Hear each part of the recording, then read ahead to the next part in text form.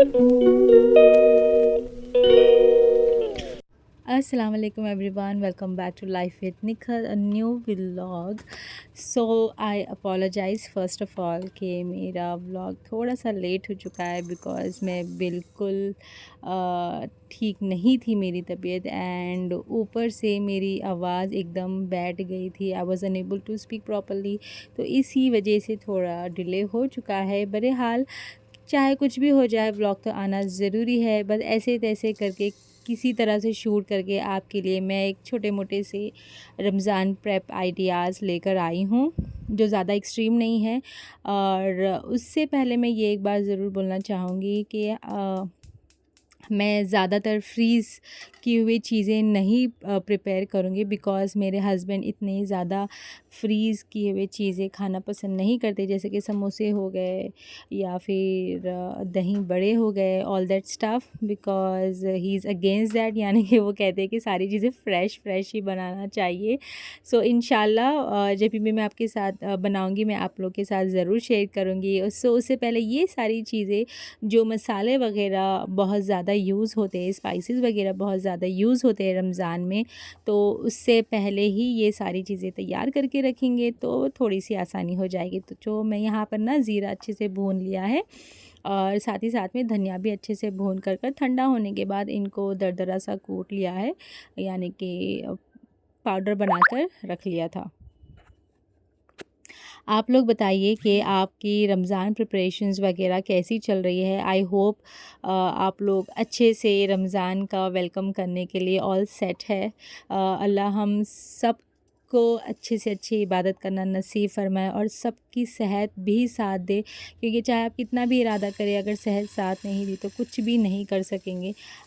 मुझे इतना मतलब अपने आप में कमज़ोर है, मुझे बहुत सारे आइडियाज़ मैं सेट मेरे माइंड में प्रिपेयर करके रखी थी कि मैं ये शूट करूँगी, वो शूट करूँगी, but I couldn't do much because health की वजह से, because health and family is your priority. So इसी वजह से यहाँ पर ना जो चीज़ें ज़्यादा टाइम तक स्टोर कर सकते हैं हम लोग, जो ख़राब नहीं होगी, वो मैंने कर लिया है। यानी कि बहुत सारे चीज़ों में मसाले वगैरह यूज़ करते हैं। मैंने पीनट रोस्ट नहीं किए हैं इस बार, बिकॉज़ लास्ट टाइम मैंने आप लोगों के साथ व्लॉग भी शेयर किया था कि मैंने पीनट ना रोस्ट करके रखे थे, क्योंकि उसमें कीड़े आने लगे थे। बट वो कुछ टाइम के बाद ना उसमें अजीब सी एक स्मेल आना स्टार्ट हो चुकी थी, तो इसी वजह से ना मैंने इस बार नहीं किया है। बस हाँ, कोकोनट को श्रेड कर रख लिया है ताकि आसानी हो जाए, और पीनट को तब का तब भून के मैं मसालों का कोई भी अगर सालन वगैरह बनाना है वो मैं बना लूँगी। और साथ ही साथ में ना मैंने ओवरनाइट राजमा और चना सोख करके रख लिया था, उसको अच्छे से एज़ सून एज़ बचे जाने के बाद मैं उसको अच्छे से गला लिया था। गला कर ठंडा होने के बाद ये बैग्स में रख लिया था। ये आप लोग देख रहे हो इसकी क्वांटिटी कम है। द रीज़न इज़ हमें उतना ही चीज़ें स्टोर करनी चाहिए जितनी इस्तेमाल में आने वाली है। जब आपको पता है कि ज़्यादा चीज़ें इस्तेमाल में आएगी, या आपको नहीं पता है कि आएगी भी या नहीं आएगी, तो बेहतर है कि आप कम क्वांटिटी में बनाएं पहले। अगर उसका यूजेज ज़्यादा हो रहा है तो आपके पास टाइम होगा, यानी कि एक टाइम तो निकाल ही पाओगे आप रमज़ान के दरमियान में भी, कि सारी चीज़ें आप प्रिपेयर कर सको।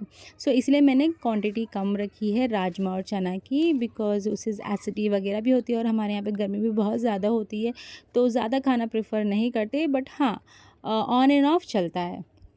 और ये बहुत ज़्यादा मसाले यूज़ होते हैं, यानी कि चना हो गया है, रमज़ान में सबसे ज़्यादा हम लोग चने की दाल खाते हैं, काली मिर्ची लेमन के साथ, वो बहुत मज़े की होती है। तो ये मेरे सारे स्पाइसेस रेडी हो चुके थे।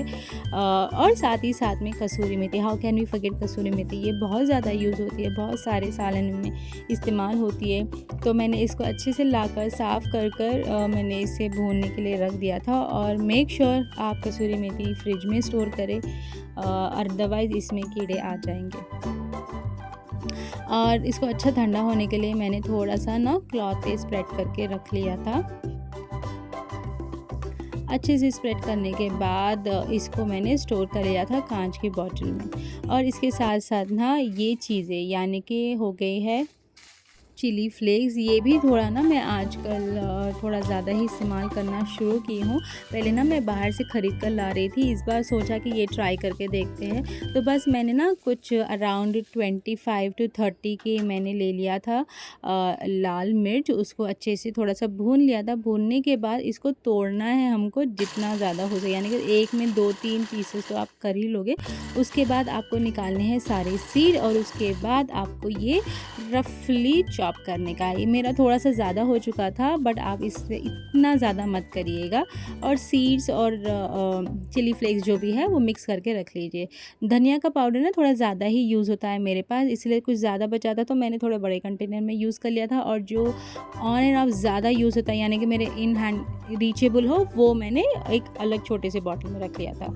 और साथ ही साथ में यहाँ पर मैंने बना ली थी पुदीने की चटनी की तैयारी। तो बस धनिया पुदीना 1 बंच लिया था और अराउंड 10 ग्रीन चिलीज़ लिया था। इसमें थोड़ा सा ऑयल नमक डाल के इसको ग्राइंड कर फ्रीज़ करने के लिए रख दिया था। ये मेरे लिए काफ़ी है। मैं ज़्यादा चीज़ें स्टोर करके ज़ाया करने से अच्छा है कि आपके इस्तेमाल के अकॉर्डिंग आप थोड़ा क्वांटिटी में स्टोर करें। अगर आपको लगता है कि और ये ज़्यादा यूज़ हो रहा है, देन आप फिर से इसे रीस्टॉक कर सकते हो। हाँ, ये हो गया इमली का पल्प। पल्प यहाँ पर ना क्या हुआ था मेरे साथ, ये इमली इतनी टैंगी थी, मतलब मेरे एक्सपेक्टेशन से कुछ ज़्यादा ही टैंगी थी। तो मैं कुछ क्वांटिटी में ज़्यादा उसको भीगने के लिए रख दिया था। तो जब मैंने टेस्ट किया ये तो बहुत टैंगी निकली, तो इसलिए मैंने क्या किया था, थोड़ा पल्प निकाल लिया था और थोड़े का ना मैंने ऐसे ही, यानी कि उसका मतलब एकदम से बारीक सा नहीं किया था, वो ऐसे ही स्टोर करके रख दिया था, ताकि जैसे कि मैं खट्टी दाल बनाऊंगी, क्योंकि हमारे यहाँ पर हैदराबाद में खट्टी दाल बहुत ज़्यादा यूज़ होते हैं, या समर में हो चुका था अपना ये रसम, ये भी बहुत ज़्यादा खाया जाता है, उसमें इमली यूज़ की ही जाती है। तब मैं क्या करूँगी, ये क्यूब निकाल के इसका अच्छा सा पल्प निकाल कर मैं इसको स्ट्रेन करके यूज़ कर लूँगी। और पल्प जो निकाला था उसमें सेम क्वांटिटी में डाला था गुड़ और इमली का पल्प। उसमें कुछ बेसिक से स्पाइसेस जैसे कि नमक हो गया था, साथ ही साथ में मिर्च डाली थी, काली मिर्च डाली थी, चाट मसाला डाला था और थोड़ी सी अजवाइन डाली थी और थोड़ी सी शक्कर भी डाला था। और साथ ही साथ में भुना हुआ धनिया एंड भुना हुआ ज़ीरा भी डाला था। इससे क्या होगा, थोड़ा सा टेस्ट एनहांस हो जाएगा और आपको इसको ज़्यादा पकाने की भी ज़रूरत नहीं होगी।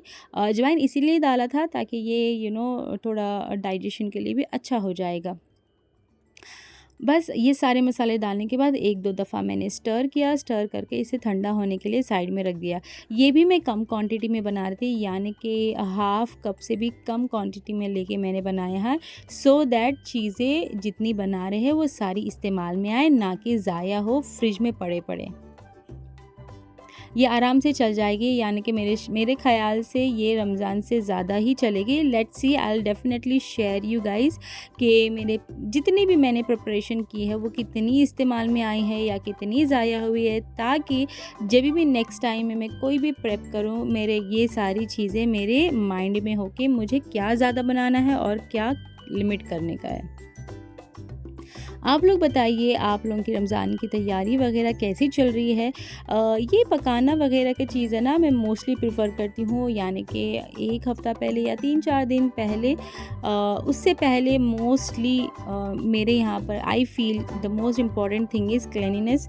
आपका घर बहुत अच्छा क्लीन होना चाहिए, पाक साफ़ होना चाहिए, तो मेरा ज़्यादा फोकस वहाँ पर था इस बार। और शायद ये सारे काम करने की वजह से ही मैं बीमार हो गई, जो बिकॉज़ और ये ना मैंने पहली बार अनियन इसमें चॉप किया। आप यकीन नहीं मानेंगे, मैंने शायद अराउंड 2 kgs अनियन को चॉप किया है 2 बैचेस में। मेरा इतना काम आसान हुआ है, मेरी ज़िंदगी सॉर्टेड हो चुकी थी, मुझे बिल्कुल ऐसे लग रहा था, यानी कि जिसने भी ये चॉपर इन्वेंट किया है ना, बस उनको बहुत बहुत शुक्रिया। सो एनीवेज़, मैंने सारे प्याज वगैरह को अच्छे से डीप फ्राई कर लिया था। ये भी मैं स्टोर करूँगी। अगेन जब मैं परचेज़ करने के लिए मॉल में गई थी ना, it was costing me quite high, तो लिहाजा मैंने सोचा कि इस बार चलो घर पर ही बनाते हैं, ताकि बचत भी हो जाए और अपने अकॉर्डिंग ही हाइजीन तरीके से बना ले। और अगर आप प्री प्लान कर लोगे तो ये भी सहूलत भी हो जाएगी रमज़ान में, क्योंकि चॉपिंग वगैरह कुछ ज़्यादा टाइम लेती है। एंड ये चॉपर मैंने फ़र्स्ट टाइम यूज़ किया है और मुझे बहुत मज़ा आया है यूज़ करके, और इतनी आसानी हुई, यानी कि आधे घंटे में मेरी सारा काम हो चुका था। और जो बचा हुआ ऑयल वगैरह था ना, तो मैंने ऐसे ही दिल चाहा, ये ना अनियन की स्मेल इतनी अच्छी आ रही थी, मेरा इमीडिएटली मन किया कि चलो बिरयानी ही खाते हैं। और आज फ्राइडे भी था तो बस मैंने बिरयानी बना लिया। ये देखिए, मैंने जो स्टोरेज वगैरह का आपको आइडिया बताया था, this is how I am storing, यानी कि एवरीथिंग, सारी चीज़ें आपको एक ही जगह सारा सब कुछ मिल जाएगा, यानी कि सॉर्टेड रहोगे। सारे डिब्बे वगैरह 3-4 डिब्बे एक साथ लाने की कोई ज़रूरत नहीं पड़ेगी। एंड मैं आप लोगों के साथ इंशाल्लाह अगर मेरी सेहत साथ दी, आप लोग ज़रूर मेरे लिए दुआ करिए कि मेरी सेहत अच्छी हो जाए, और ताकि मैं आपके साथ शेयर करूं कि मेरा रूम मेकओवर भी मैं कुछ प्लान कर रही हूँ रमज़ान से पहले। अगर इंशाल्लाह अगर अल्लाह चाहा तो मैं ज़रूर ये चीज़ भी आपके साथ शेयर करूँगी। बिल्कुल मैस हुआ है घर। आई होप कि you guys are liking my video. अगर आप अभी तक मेरे साथ बने हुए तो thank you so much for being and watching my video. Keep supporting and subscribe to my channel.